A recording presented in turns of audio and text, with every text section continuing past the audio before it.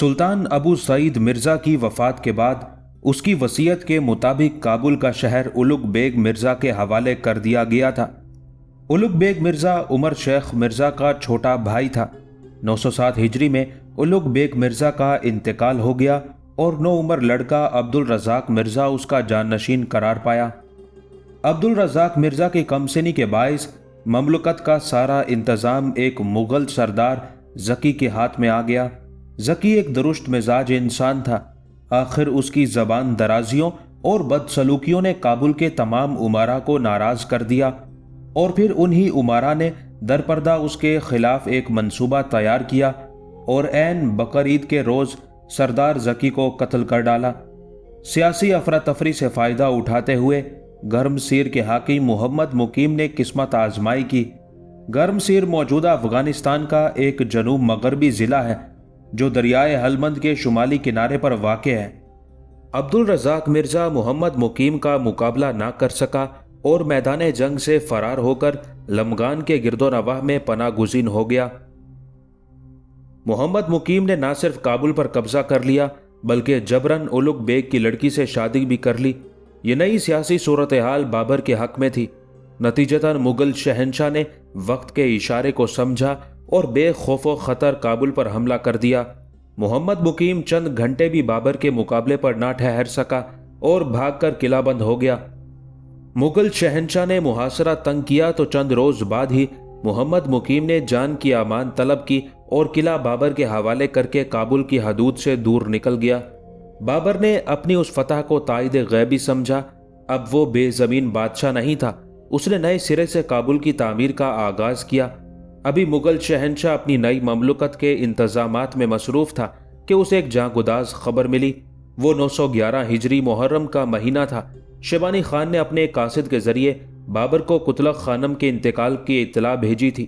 انتہائی صبر و ضبط کے باوجود مغل شہنشاہ کی آنکھوں میں آنسو آ گئے۔ پھر وہ شدید غصے کی حالت میں شیبانی خان کے قاصد پر برس پڑا۔ موت سے کسی انسان کو مفر نہیں۔ اگر والدہ محترمہ میرے پاس ہوتی تب بھی میں انہیں فرشتہ اجل سے نہیں بچا سکتا تھا، مگر شیبانی خان نے جس حیوانیت کا مظاہرہ کیا ہے میں اسے ہمیشہ یاد رکھوں گا۔ کیا میری بہن سے شادی کر کے اور میری ماں کو قبر تک پہنچا کے وہ یہ سمجھتا ہے کہ بابر صفحہ ہستی سے مٹ جائے گا یا زنجیر غلامی پہن کر اس کے سامنے خم ہو جائے گا؟ ہرگز نہیں، ہرگز نہیں۔ مغل شہنشاہ کی آنکھوں سے بیک وقت آگ اور آنسوؤں کی بارش ہو رہی تھی۔ شیبانی خان سے کہہ دینا کہ عورتوں کو یرغمال بنا کر اپنے حریفوں کی قوت برداشت کو آزمانا مردوں کا شیوا نہیں۔ بابر نے شیبانی خان کی قاصد پر غصہ اتار کر اپنے دل کا بوجھ ہلکا کرنے کی کوشش کی تھی، مگر حقیقتاً وہ اس تازہ صدمے کے بارے گراں سے دبا جا رہا تھا۔ خلوت ہوئی تو مغل شہنشاہ نے احمد جمال کے کاندھے پر سر رکھ دیا۔ مجھے اس غم نے تھکا ڈالا ہے احمد۔ بابر کی آواز میں بڑا درد تھا۔ آخر وہ دن کب آئے گا کہ میں شیبانی خان سے اپنی ذلت و شکست کا انتقام لے سکوں گا؟ بہت جلد شہنشاہ، بہت جلد۔ احمد جمال کی آواز میں بھی رقت جھلک رہی تھی۔ شیبانی خان قہر الہی سے زیادہ دور نہیں ہے۔ اس کے وحشیانہ مظالم ان قریب اس پر زمین تنگ کر دیں گے اور وسیع و عریض سلطنت سمٹتے سمٹتے اس کی قبر کے برابر رہ جائے گی۔ اگرچہ کتلق خانم نے احمد جمال کو بہت آزار پہنچائے تھے، لیکن پھر بھی وہ اعلیٰ ظرف نوجوان اپنے اللہ سے ملکہ فرگانہ کی مغفرت اور نجات کا طالب تھا۔ ماں کی موت کے زخم بھرے تو ایک اور آفت ناگہانی نے مغل شہنشاہ کو بدحواس کر دیا۔ کتلق خانم کے انتقال کے کچھ دن بعد ہی خوفناک زلزلوں نے پورے کابل کو اپنی لپیٹ میں لے لیا۔ یہ زلزلے پورے ایک ماہ تک اس علاقے کو زیر و زبر کرتے رہے، جس کے نتیجے میں کابل کے بے شمار مکانات زمین بوس ہو گئے اور بہت سی اونچی اونچی پختہ عمارتیں اینٹوں اور پتھروں کے ڈھیر میں تبدیل ہو گئیں۔ بابر تقریباً 1 سال تک کابل کی تعمیر نو میں الجھا رہا۔ مغل شہنشاہ نے نئے زاویوں سے نئی عمارتیں تعمیر کرائیں۔ پھر دیکھنے والوں نے دیکھا کہ ان کے سامنے ایک نیا کابل آباد ہے جو پہلے سے کہیں زیادہ دلکش اور خوبصورت نظر آتا ہے۔ اس کام سے فارغ ہو کر بابر نے 912 ہجری میں شادی کر لی۔ اس پرمسرت اور یادگار موقع پر بڑی دھوم دھام سے جشن منایا گیا، مگر شادی میں شریک ہونے والوں کو صاف محسوس ہوتا تھا کہ بابر کے چہرے پر رہ رہ کر اداسی کی ایک لہر ابھرتی ہے اور پھر ڈوب جاتی ہے۔ قتلہ خانم، خانزادہ بیگم اور دوسری مغل شہزادیوں کی یادیں اس ہنگامہ خیز جشن میں بھی اس کا حصار کیے ہوئے تھی، اور وہ انتہائی کوشش کے باوجود ان سے دامن نہیں چھڑا سکتا تھا۔ شادی کے بعد بابر نے کشلاکات اور ہزارہ جات کے قلعوں پر حملہ کیا اور وہاں کے باغیوں کو مکمل طور پر زیر کر کے دارالحکومت کو جی بھر کے لوٹا۔ ان جنگی مہمات سے فارغ ہو کر مغل شہنشاہ نے اپنے چھوٹے بھائی جہانگیر مرزا کو غزنی کی حکومت دے دی۔ 913 ہجری میں بابر خلجی افغانوں کے قبیلوں کی سرکوبی کے لیے کابل سے روانہ ہوا۔ مغل شہنشاہ نے ان گروہوں کو خوب تباہ و برباد کیا اور ان کا مال و متاع بھی لوٹ لیا۔ اس حملے میں 1,00,000 بکریاں اور دوسری کارآمد اشیاء بابر کے ہاتھ آئی۔ اس کے بعد شہنشاہ کابل واپس آیا۔ اسی دوران ارگون کے امراء ازبکوں کے حملوں سے سخت پریشان تھے۔ نتیجتاً ارگون کے باشندوں نے نہایت عاجزانہ لہجے میں بابر سے درخواست کی کہ اگر شہنشاہ ان کی مدد کے لیے آ جائیں تو وہ قندھار کی سلطنت بھی نظر کے طور پر خدمت شاہی میں پیش کر دیں گے۔ بابر نے اس درخواست کو منظور کر لیا اور اہل ارگون کی مدد کے لیے آگے بڑھا۔ پھر جب بابر کلات سے گزرا تو وہاں کا حاکم خان مرزا بڑے خلوص کے ساتھ حاضر خدمت ہوا اور اس نے انتہائی والہانہ انداز میں شہنشاہ کے ہاتھ کو بوسہ دیا۔ جواباً بابر نے بھی خان مرزا کے ساتھ خلوص و محبت کا سلوک کیا اور اپنا سفر جاری رکھا۔ کلات کی حدود سے نکل کر مغل شہنشاہ نے محمد مقیم، ارگون اور شاہ بیگ وغیرہ کو اطلاع دی کہ میں تم لوگوں کی دعوت پر یہاں تک آ پہنچا ہوں، اس لیے تمہارا فرض ہے کہ رسم میزبانی کو ہاتھ سے نہ جانے دو اور دوستوں کی طرح فوراً میرے پاس چلے آؤ۔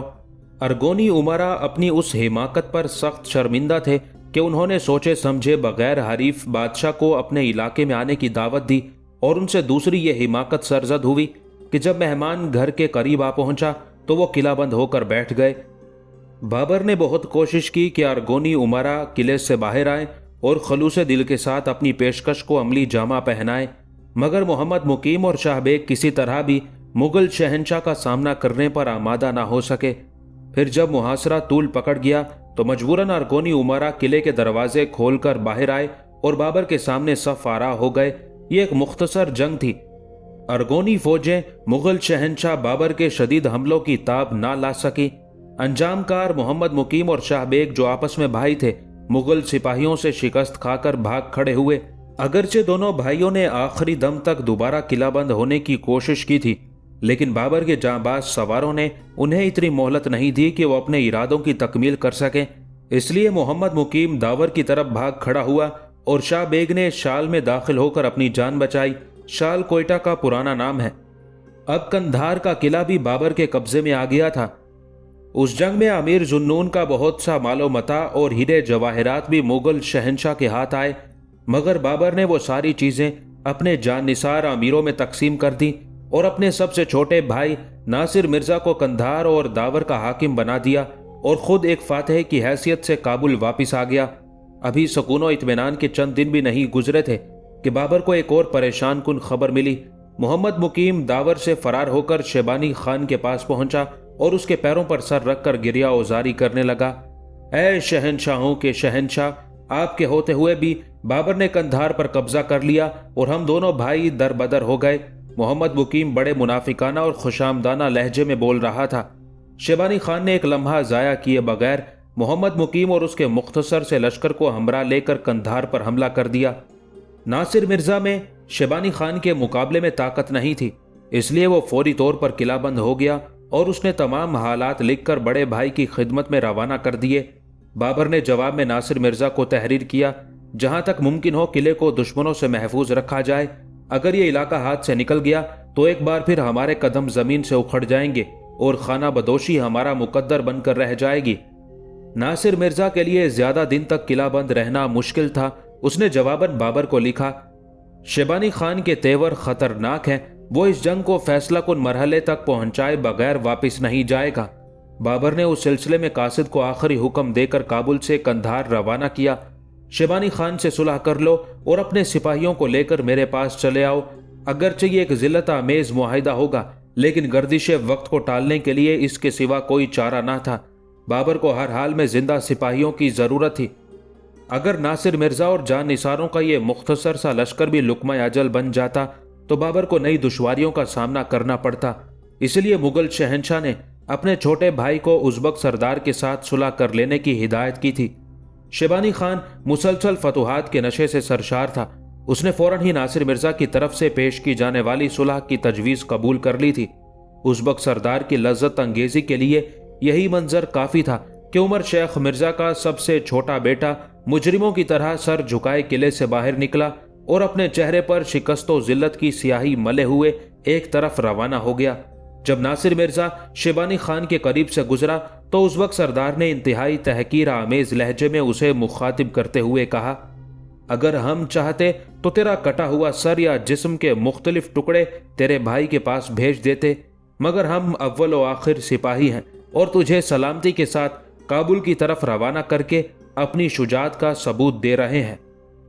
शेबानी खान ने यह बात बाबर की उस तानाजनी के जवाब में कही थी जब मुगल शहंशाह अपनी वालिदा के इंतकाल की खबर सुनकर उज़्बक सरदार के कासिद पर बरस पड़ा था। नासिर मिर्जा ने काबुल पहुंचकर शेबानी खान की तमाम गुफ्तगू बाबर के गोश गुजार कर दी। मुगल शहंशाह दिल ही दिल में पेचोताब खाकर रह गया। शिद्दत गज़ब से उसके दिलो दिमाग जलने लगे।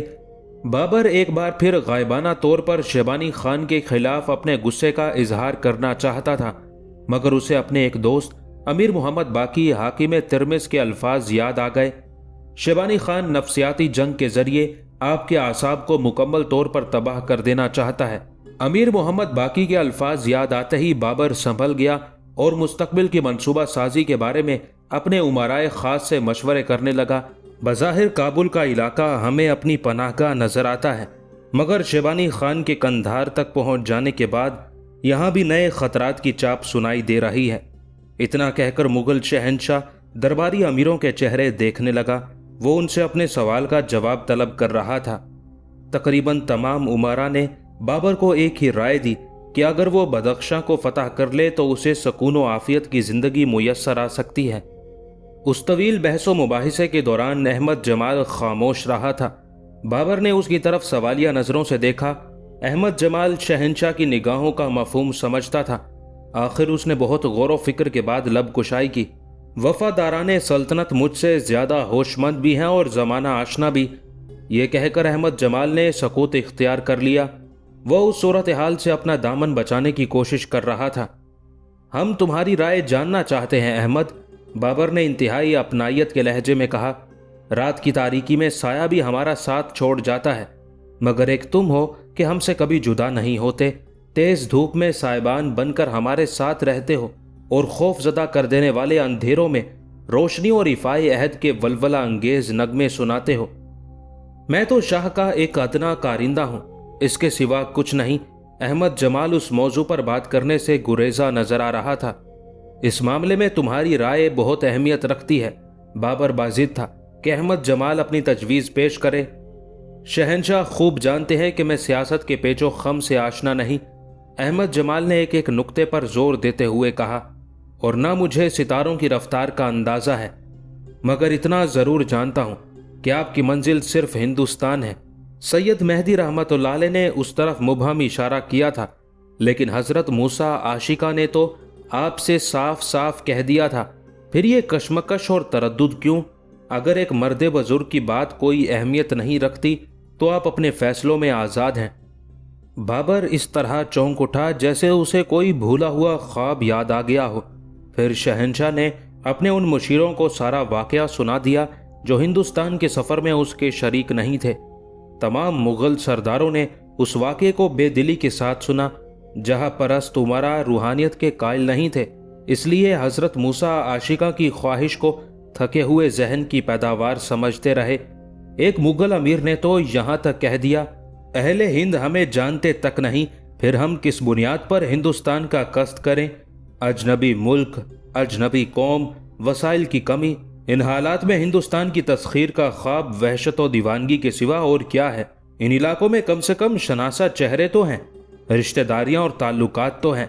किसी दिन कोई रिश्ता, कोई हवाला ज़रूर काम आएगा। मुग़ल अमीर की तवील गुफ्तगू का एक ही मकसद था कि बाबर को उन गुजरगाहों पर चलना चाहिए जिनसे उसके कदम आशना हो।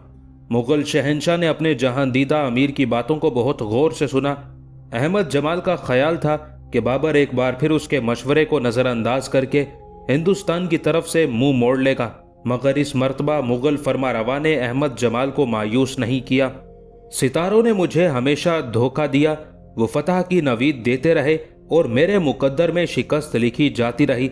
بابر آج کچھ عجیب سے لہجے میں اپنے امراء سے مخاطب تھا۔ مجھے اس کا بھی اعتراف ہے کہ خاندانی حوالے، خونی قرابت داریاں اور علاقائی رشتے بھی سخت نامعتبر تھے۔ میں نے ان سے ہر بار فریب ہی کھایا۔ تم لوگ چاہتے ہو کہ میں کچھ دن اور فریب کی حالت میں زندہ رہوں؟ مغل امراء اپنے حکمران کے اس سوال کا جواب دینے سے قاصر رہے۔ علاقائی سیاست کے رازدار خوب جانتے تھے کہ بابر کے حقیقی بھائی بھی اس کے ہم نوا اور ہمدرد و غم گسار نہیں۔ جب بھی کسی کو موقع ملتا ہے وہ بابر کی پشت پر وار کرتا ہے، اور بابر کی فراخ دلی کا یہ حال ہے کہ وہ ہر مرتبہ اپنے دشمنوں کو معاف کر کے ایک ایسی سلطنت کے خواب دیکھنے لگتا ہے جہاں ہر طرف عدل و انصاف ہو، معاشرتی رواداری اور خوشحالی کا دور دورہ ہو۔ آخر طویل سکوت کے بعد کچھ مغل سرداروں نے بیک زبان کہا، ہم شہنشاہ کے تجربات و مشاہدات پر حرف زنی کرنے کی صلاحیت نہیں رکھتے۔ پھر میرے اشارے پر اپنے چہروں اور تلواروں کا رخ ہندوستان کی طرف کر لو۔ شہنشاہ بابر نسبتاً اونچی آواز میں بول رہا تھا، مگر اس طرح نہیں کہ تمہارے دل و دماغ پر ناگواری کا رنگ غالب ہو۔ آخر کب تک اپنوں کا یہ ذلت آمیز سلوک برداشت کرتے رہو گے؟ بے شک ہندوستان ہمارے لیے ایک اجنبی ملک ہے، وہاں کے باشندے نہ ہمارے چہروں سے آشنا ہیں اور نہ ہمارے ناموس سے۔ اگر دیار غیر میں شکست بھی ہو گئی تو ہم پر کون تانا زنی کرے گا؟ کوئی بھی نہیں۔ اپنے فرما روا کی بات سن کر مغل سرداروں نے گردنیں خم کر دیں، جیسے وہ بابر کے نقش قدم پر چلتے ہوئے موت کے غار کی طرف بھی جانے کے لیے تیار تھے۔ اپنے امراء کا سر تسلیم خم دیکھ کر بابر کو عجیب سی خوشی کا احساس ہوا۔ پھر اس نے انتہائی پرجوش لہجے میں کہا، ہماری آئندہ مارکہ آرائیوں کا مرکز ہندوستان ہوگا۔ میں اس سرزمین کے ایک باشندے کا مقروض ہوں، اور وہ حضرت موسیٰ عاشقہ رحمت اللہ علیہ ہیں، جن سے میں نے اجودھیا کے ویران ٹیلے پر ایک خوبصورت مسجد کی تعمیر کا وعدہ کیا ہے۔ یہی وہ قرض ہے جس کی ادائیگی میں میری طرف سے دیر ہوتی جا رہی ہے۔ خدا اپنے اس بندے کی تمام کوتاہیوں کو معاف فرمائے اور اس کے ناتواں بازوؤں کو اتنی طاقت بخش دے کہ وہ خانہ خدا کی تعمیر کا باریں گراں اٹھا سکے۔ پھر کچھ دن بعد ہی بابر اپنے ارادے کی تکمیل کے لیے ہندوستان کی طرف روانہ ہوا، لیکن اچانک گردش وقت نے اس کا راستہ روک لیا۔ انتہائی غیر متوقع طور پر کچھ ایسے حالات پیدا ہو گئے کہ مغل شہنشاہ کو سنگار ہی میں ٹھہر جانا پڑا۔ سنگار، جسے شنگڑ بھی کہتے ہیں، ڈیرہ اسماعیل خان سے 60-70 میل مغرب میں کندھار کے راستے پر واقع ہے۔ یہاں پہنچ کر مغل لشکر کے لیے بے سر و سامانی کی سی کیفیت پیدا ہو گئی۔ مجبوراً بابر کو کابل کی طرف واپس لوٹ جانا پڑا۔ واپسی کے وقت مغل شہنشاہ بہت اداس نظر آ رہا تھا۔ اس نازک موقع پر احمد جمال نے اپنے فرما روا کی ہمت بندھائی، شہنشاہ اداس نہ ہو کہ اللہ نیتوں کا حال خوب جانتا ہے۔ اگر ہمیں اپنے منصوبوں میں 1000 بار بھی ناکامی کا منہ دیکھنا پڑے تو مجھے کوئی غم نہیں ہوگا۔ میں تو بس اس تصور سے ہی خوش ہوں کہ آپ برسوں بعد ستارہ شناسی کے حصار سے باہر نکلے اور مردان خدا کی باتوں کو پوری توجہ کے ساتھ سنا۔ جب تک آپ عرض ہندوستان کی طرف بڑھتے رہیں گے اس وقت تک سید مہدی اور حضرت موسیٰ عاشقہ کی دعاؤں کے حلقے میں شامل رہیں گے۔ اسی سال کابل کے قلعے میں بابر کے ہاں ایک خوبصورت لڑکا پیدا ہوا۔ وہ 4 ذیقعت 913 ہجری ہی کی تاریخ تھی اور منگل کی رات لڑکے کا نام ہمایوں رکھا گیا اور فرزند کی ولادت کے سلسلے میں ایک یادگار جشن منایا گیا۔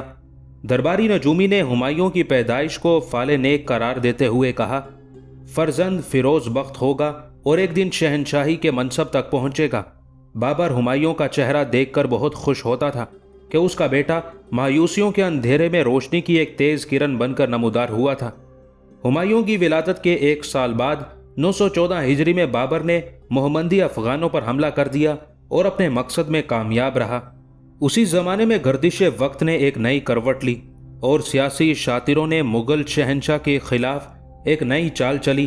بابر ایک نئے جنگی محاذ پر الجھا ہوا تھا کہ اس کی عدم موجودگی میں کچھ مغل سردار اولوگ بیگ مرزا کے بیٹے عبد الرزاق مرزا سے مل گئے اور اسے تخت سلطنت پر بٹھا دیا۔